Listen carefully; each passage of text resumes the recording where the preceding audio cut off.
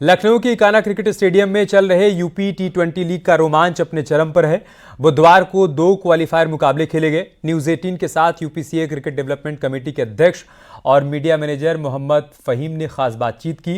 करीब 35 सालों से भी ज़्यादा समय से मोहम्मद फहीम यूपी में टैलेंट हंट के लिए मेहनत करते हैं और नए नए बच्चों को मौका देते हैं, जिससे इस बार भारत के अंडर 19 कप्तान मोहम्मद अम्मान भी शामिल हैं। कि जो यूपी टी20 लीग का जो हमारा यूपीसीए का जो एक मिशन है, हम उस मिशन में इस सभी चीज़ों को शामिल करके ले रहे हैं कि हम ग्रास रूट पर उत्तर प्रदेश के 75 ज़िलों में से सभी ज़िले जहां पे क्रिकेट के खिलाड़ी हैं, उन सभी खिलाड़ियों को हम इस लीग के माध्यम से देश प्रदेश और अंतर्राष्ट्रीय स्तर पे उनको ले जाने का जो हमारा प्रयास है, उसमें लगातार हम लोग जो है इसमें सफल हो रहे हैं। और ये लीग एक ऐसा प्लेटफार्म है कि जिसमें उत्तर प्रदेश का पूर्वांचल एरिया, जिसमें गोरखपुर, बनारस, सोनभद्र, इलाहाबाद के साथ जो भी टीमें हैं, खिलाड़ी हैं, वो सब इन टीमों में सम्मिलित होकर के खेल रहे हैं। और साथ ही हमारा जो मध्य प्रदेश, उत्तर प्रदेश का जो मध्य क्षेत्र है, जैसे लखनऊ है, फाल्कन की टीम के साथ लखनऊ के भी काफ़ी उस क्षेत्र के भी खिलाड़ी उसमें सम्मिलित हैं। उसी तरह से हमारा जो पश्चिमी उत्तर प्रदेश है, नोएडा और विशेष रूप से मेरठ, जहाँ पे क्रिकेट की भी काफ़ी बहुत बड़ी बड़ी पौधे निकल रही हैं, उन सब का जो है एक मिश्रण उत्तर प्रदेश क्रिकेट एसोसिएशन ने बनाया गया है कि ताकि प्रदेश के जितने भी ज़िले हैं, कोई भी ज़िले ऐसे ना हो जहाँ की जो प्रतिभाएं हैं क्रिकेट की, हम उनको तराशने में, ऊपर लाने में जिस तरह का हम लोग प्रयास कर रहे हैं और आगे भी करेंगे। ये हम लोगों का एक मिशन है कि हमारे क्रिकेट की जितनी भी प्रतिभाएं हैं सब ऊपर आएँ।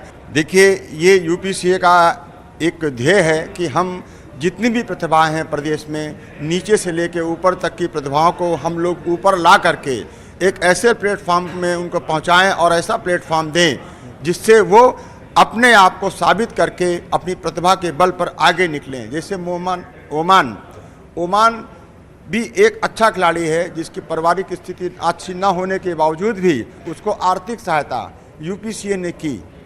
ये निश्चित रूप से एक बहुत बड़ा उत्तर प्रदेश के लिए एक गौरव की बात है कि हमारे बीच उत्तर प्रदेश का वो खिलाड़ी जो भारतीय टीम का अंडर 19 टीम का कप्तान हुआ है। ठीक है, इससे आने वाले टाइम में जो हमारे उत्तर प्रदेश के खिलाड़ी जूनियर डिवीज़न के या छोटे खिलाड़ी हैं, उनको भी एक प्रेरणा मिलेगी कि हम क्रिकेट में बहुत ऊपर लेवल तक जा सकते हैं। निश्चित रूप से हमको अच्छा प्रदर्शन करना पड़ेगा और हम प्रदर्शन के बल पर हम आगे जाते रहेंगे, क्योंकि हमारे उत्तर प्रदेश की जो चयन प्रक्रिया है, उस चयन प्रक्रिया में सभी खिलाड़ियों को हमारे जो सिलेक्टर्स हैं, हमारा जो मैनेजमेंट है, पूरी पैनी नज़र से उन खिलाड़ियों की प्रतिभाओं का अध्ययन करता है, देखता है और उनकी प्रतिभा के बल पर उसका ये परिणाम है कि मुकेश कुमार जैसे बहुत ही निर्धन परिवार के बच्चे आज क्रिकेट की दुनिया में अपने आप को आगे लेकर के आए। ओमान और उसके अलावा ऐसे भी और भी खिलाड़ी हैं जिनकी आर्थिक सहायता यूपीसीए हमेशा करता रहा है। वहीं न्यूज 18 ने यूपी क्रिकेट एसोसिएशन के पैनल अंपायर सतीश पांडे से भी खास बातचीत की। उन्होंने कहा कि यूपी टी20 लीग के जरिए नए खिलाड़ी उभर कर सामने आए हैं। इस लास्ट ईयर से इस बार डीआरएस इसमें इंक्लूड किया गया है, जिससे डीआरएस से जो भी रिव्यू है, वो प्लेयर है, बैटर है, वो ले सकता है। जैसे अंपायर ने कोई दिया, उसको समझ में नहीं आया तो वो ले सकता है। इससे मैचेस के रिजल्ट में कोई खास फर्क नहीं पड़ रहा है, तो बहुत अच्छा है। और ये स्टैंडर्ड बहुत अच्छा है। इकाना स्टेडियम में मैच हो रहा है।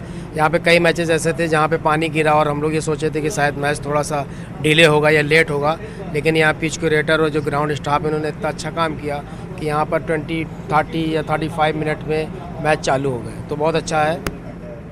जिस तरह से पांडे जी आप बता रहे हैं कि ये बहुत अच्छा है, जो नए लड़के खेल रहे हैं, जो पहली बार खेल रहे हैं या दूसरी बार खेल रहे हैं, या इस तरह के इंटरनेशनल स्टेडियम में खासकर फ्लड लाइट के नीचे पहली बार खेल रहे हैं, उनका एक्सपीरियंस कैसा है? क्योंकि आप तो फील्ड पे रहते हैं, खिलाड़ियों से बातचीत करते हैं, तो क्या कुछ देख पाते हैं नए बच्चों में? क्या वो चमक देख पाते हैं जो फ्लड लाइट से उनके चेहरे पर पड़ती है, जो उनके करियर पर जो चमक पड़ती है, वो देख पाते हैं आप?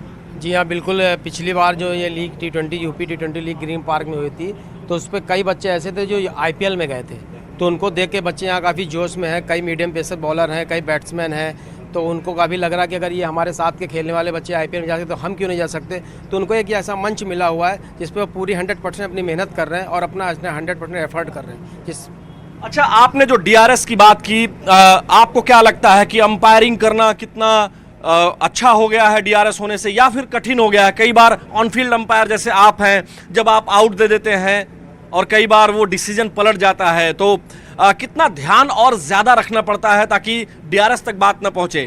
क्या कहना चाहेंगे आप? नहीं, अंपायरिंग के नज़रिए से तो DRS अच्छा है, क्योंकि आज जैसे मान लीजिए हमने कोई डिसीजन दे दिया और हमें बाद में लगा ये कैमरे में दिखाया गया कि यह डिसीजन हमारा गलत था, तो DRS से टीम को एक मौका है, वो टीम को रिव्यू ले लेती है, जिससे उसका रिव्यू सही हो जाता है। तो DRS से अंपायरिंग ईजी है मेरे हिसाब से।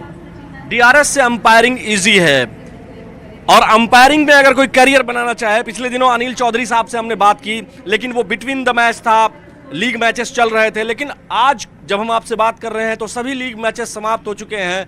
अब क्वालिफायर 1, एलिमिनेटर, उसके बाद 2 और फाइनल्स होगा। तो 30 मैचेस के एक्सपीरियंस के बाद, खासकर यूपी T20 लीग के सीजन 2 के बाद, आपका क्या एक्सपीरियंस कहता है कि करियर पॉइंट ऑफ व्यू से वो कितना अच्छा है अंपायरिंग करने के लिए, अगर करना चाहे कोई? तो इस बार सबसे बड़ी बात यह है कि हम लोगों के लिए, जो हम लोग यहाँ पर हैं अंपायरिंग कर रहे हैं, तो हमको सबसे अच्छा मौका मिला है। अनिल भाई हैं जैसे, सरस्वती सर है, और अक्षय तोत्रे जी हैं जो IPL अंपायर हैं, और ये सब इंटरनेशनल अंपायरों के साथ हम लोग को अंपायरिंग करने का मौका मिल रहा है, जिससे हमें काफ़ी अच्छा अनुभव मिला है और नई नई चीज़ें जो हमको नहीं मालूम थी वो हमें पता लगी हैं, और निरंतर वो हमको हेल्प कर रहे हैं, पुशअप कर रहे हैं, और हमारे लिए बहुत अच्छा है। बिल्कुल ठीक कहा आपने। तो कुल मिलाकर यूपी T20 लीग ज़बरदस्त है, और ये केवल क्रिकेटर्स, खासकर जो प्रोफेशनल क्रिकेट खेलने वाले बच्चे हैं उनके लिए ही नहीं, बल्कि अंपायरिंग के लिए भी एक बड़ा प्लेटफॉर्म हो सकता है। बिल्कुल डेफिनेटली है, ये अंपायरिंग के लिए, प्लेयरों के लिए भी है, तो अंपायरों के लिए भी है। और इसे पहली बार हम लोग अंतर्राष्ट्रीय अंपायरों के साथ अंपायरिंग करें, इससे हम लोगों का कॉन्फिडेंस भी बहुत ऊपर है और बहुत अच्छा लग रहा है। तमिलनाडु के चेंगलपट्टू की रहने वाली पर्यावरणविद और ग्रीन पिलर की संस्थापक प्रसिद्धि ने नेटवर्क 18 के प्रोजेक्ट वन ट्री की तारीफ की। उन्होंने कहा कि अगर हम प्रकृति की ओर एक कदम बढ़ाते हैं तो वो हमारी ओर हजारों कदम दौड़ते हुए आएगी। उन्होंने उम्मीद जताई कि प्रोजेक्ट वन ट्री निश्चित रूप से ही पर्यावरण को बेहतर करने में अच्छी भूमिका निभाएगा। Hello everybody, I'm Prasiddhi, 11-year-old social entrepreneur and environmentalist. I'm the founder of Prasiddhi Forest Foundation and the Green Pillar from Tamil Nadu, Chengalpattu. And I am a nature lover. From always, I've really been inspired from nature, admiring the rustling of leaves, the buzzing of bees, and the waves of seas. At the age of 6, I decided I want to do my own tree plantation and planted more than 150,000 trees. I received Prime Minister National Child Award, the highest civilian honor under 18 in India. It was a motivation boost for me to continue my journey. Project One Tree, as the name suggests, it is all about how one tree can make a difference. We need to understand that if we take one step towards nature, it will come running thousands of steps towards us. The right soil, the right seed, the right environment, everything is important. But most importantly, love, compassion and adoration towards the sapling is what matters the most. Whether we plant one tree or 100 trees, our journey is going to be tough, but the learnings are going to be valuable. As young people, the zeal we have, the courage, the power, the creativity we have, if we unleash it for the betterment of our planet, the impact can be marvelous. Each tree, each drop we save, and every environmental action we take is going to matter in this journey. And Project One Tree will definitely play a crucial role in revitalizing India's community.